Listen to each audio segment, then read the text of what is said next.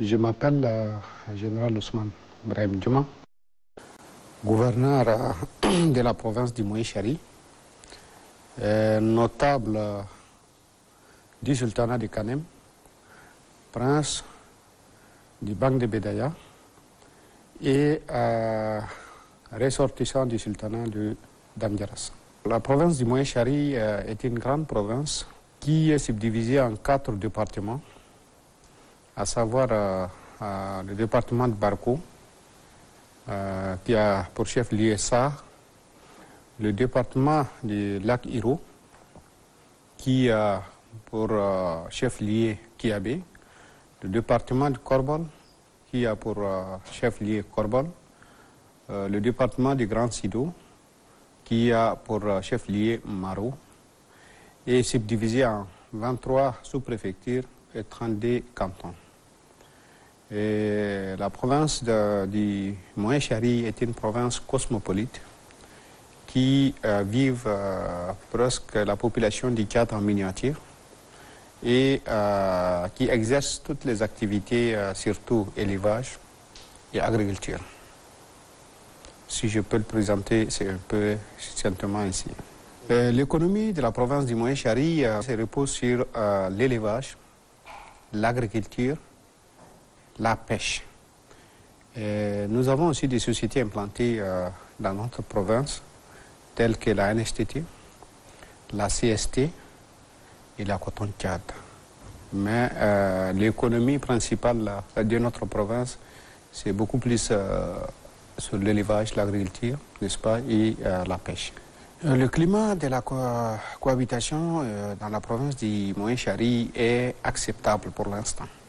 Elle est acceptable juste après les conflits récents qu'on a eu dans nos différents départements et villages.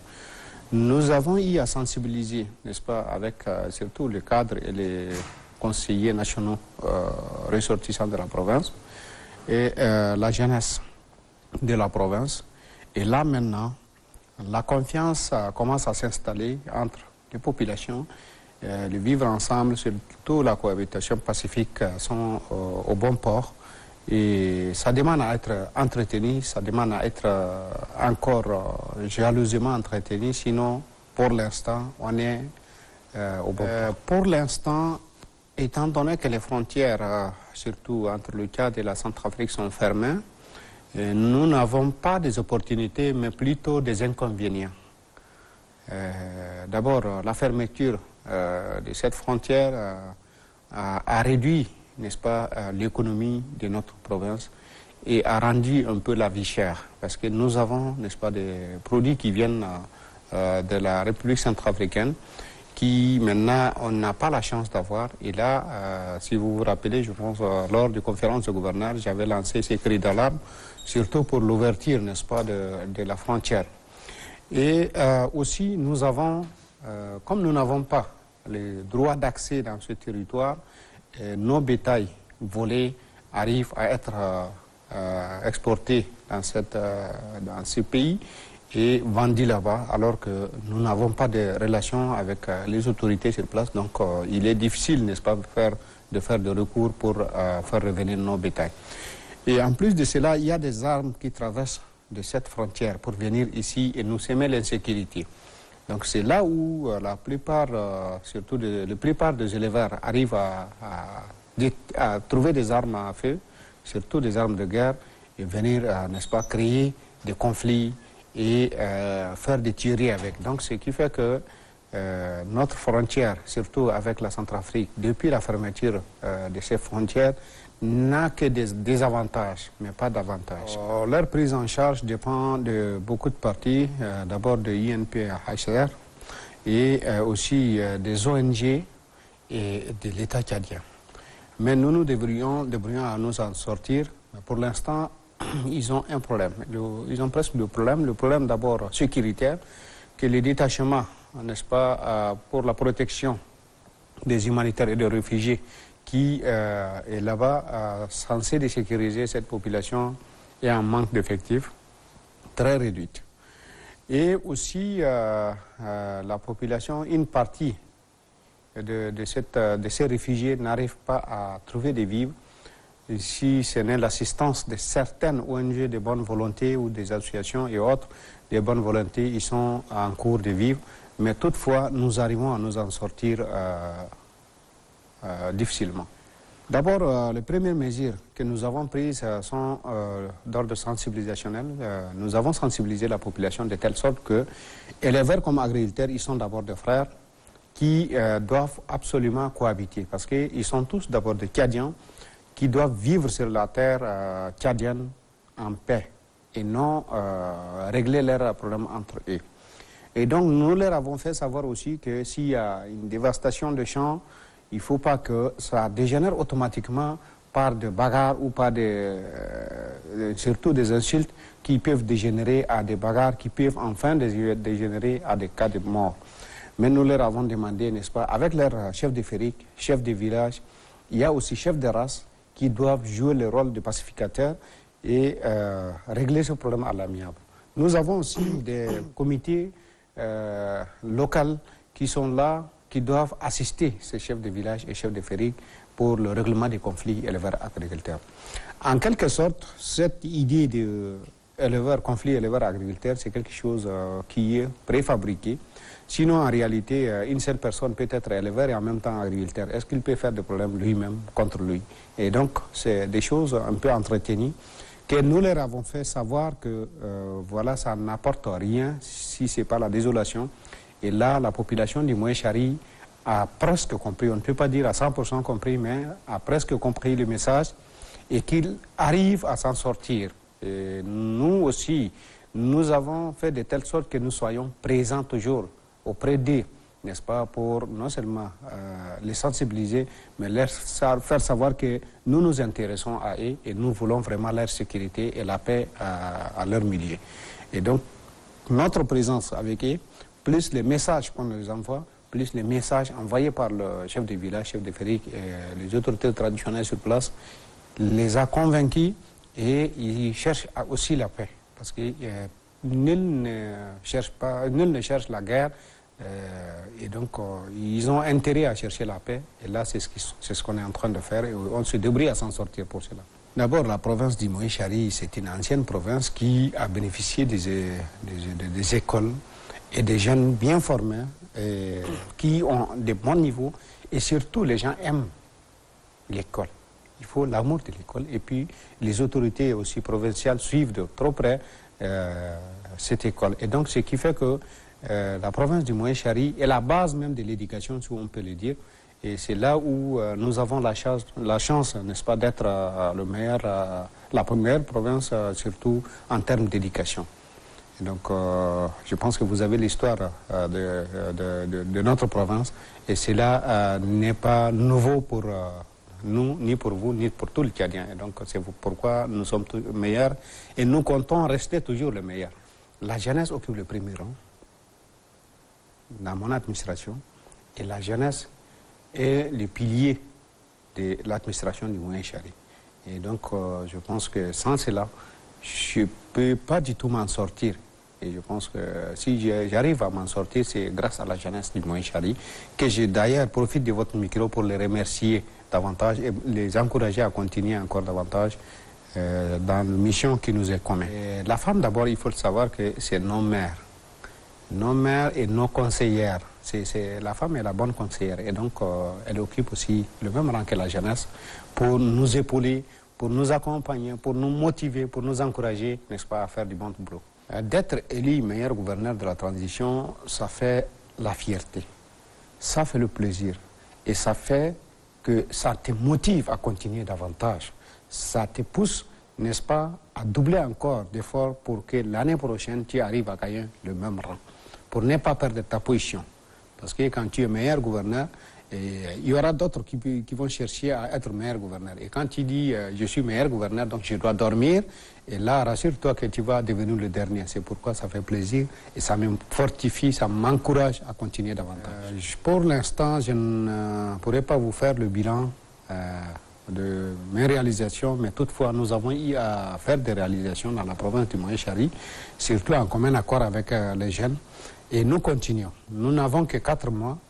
À bout de 4 mois, on ne peut pas vraiment faire un bilan des réalisations qu'on a pu faire, mais les meilleures réalisations qui me tenaient à cœur, que je peux réaliser, c'est la sécurité.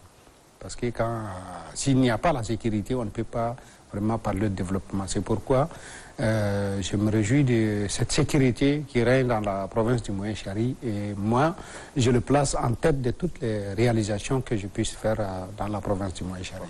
Je n'ai pas de secret, rien de magique, rien de spécial. Il faut être toi-même. Il faut être toi-même et accomplir ta mission qu'on t'a confiée. L'État t'a envoyé dans la province, c'est pour une mission bien spécifique, surtout pour assurer la protection de la population et de leurs biens, n'est-ce pas, assurer l'intégrité territoriale de la province et assurer le développement, assurer aussi, n'est-ce pas, toutes les branches de l'État qui se trouvent ici. Et donc si l'État, surtout les plus hautes autorités, te disent, voilà, tu es notre représentant dans cette province, que vas-y, et que toi tu viens dormir, comment tu veux que les gens parlent bien de toi? Et donc moi je ne fais que faire mon travail normalement, comme je peux, selon mes capacités et selon mes moyens de bord. Et donc c'est peut-être, les gens apprécient cela à sa juste valeur, et ce qui fait qu'ils parlent de moi positivement. Mais en réalité, ce n'est pas vraiment à moi de répondre à cette question, c'est à la population de répondre à cette question. Nous avons des difficultés. Nous avons des difficultés surtout d'ordre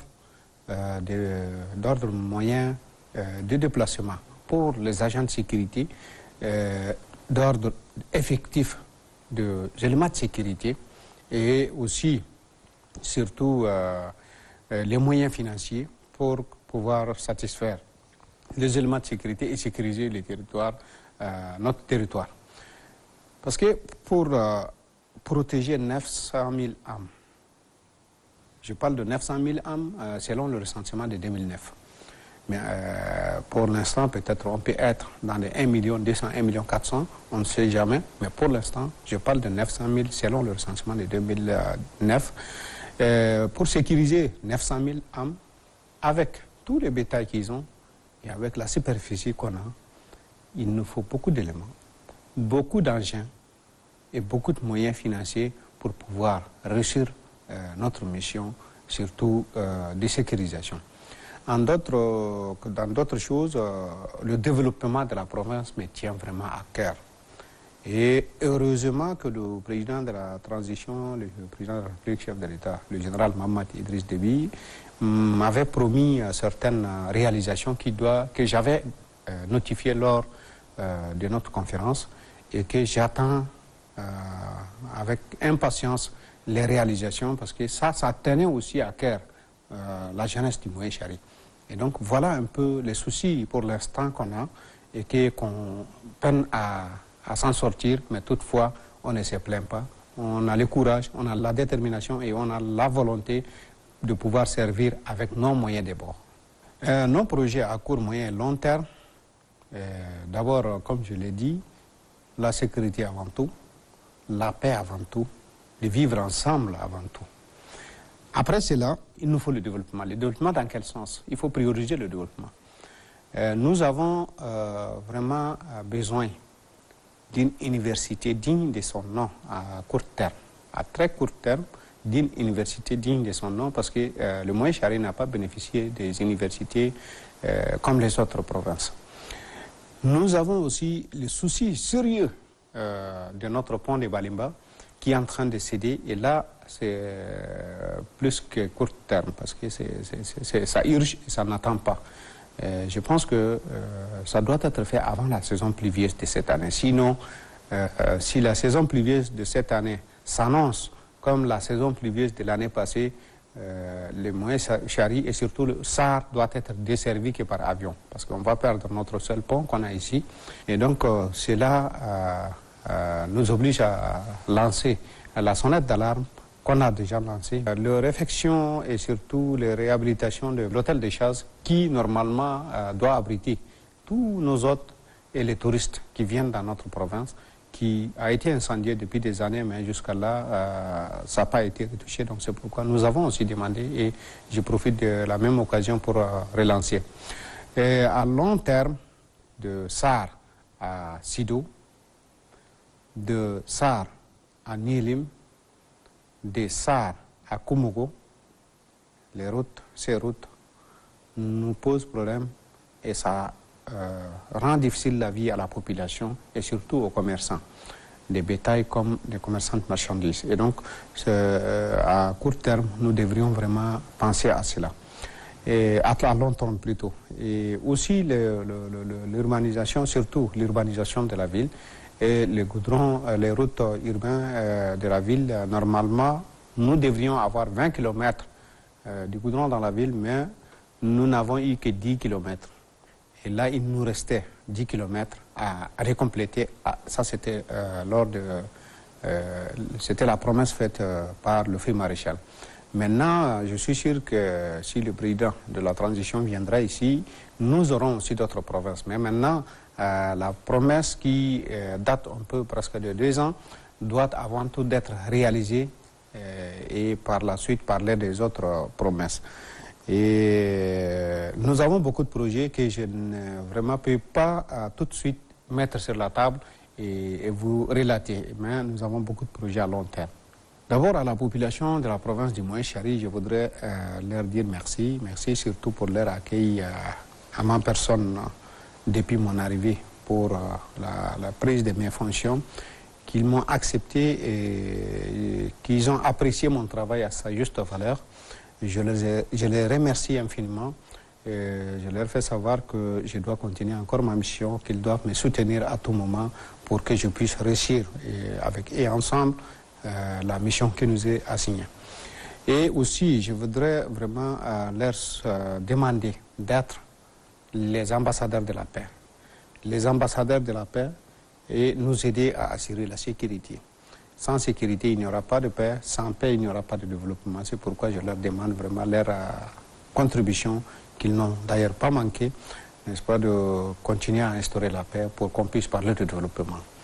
Et aussi demander, surtout à mes frères éleveurs et agriculteurs, de se souder, de se brasser, de s'unir pour que la paix règne dans notre province. Aujourd'hui, si ce n'est eux, nous n'avons pas d'autres soucis, nous n'avons pas d'autres problèmes. Et donc, ce qui nous tient à cœur jusqu'à là, c'est ce feu de l'éleveur agriculteur-là qu'on craint toujours, et nuit comme jour, on a toujours l'oreille prêtée vers eux. Donc, je leur demanderai, n'est-ce pas, d'être sages, de se brasser, de s'unir, de s'accepter mutuellement, parce que personne ne peut vivre sans l'autre. On ne peut pas manger la boule sans sauce, on ne peut pas, n'est-ce pas, manger la viande seule sans boule. Donc, acceptons-nous mutuellement et continuons. Maintenant, à la population tchadienne, je leur dis, soyons solidaires, soyons soudés, soyons unis pour que notre pays avance.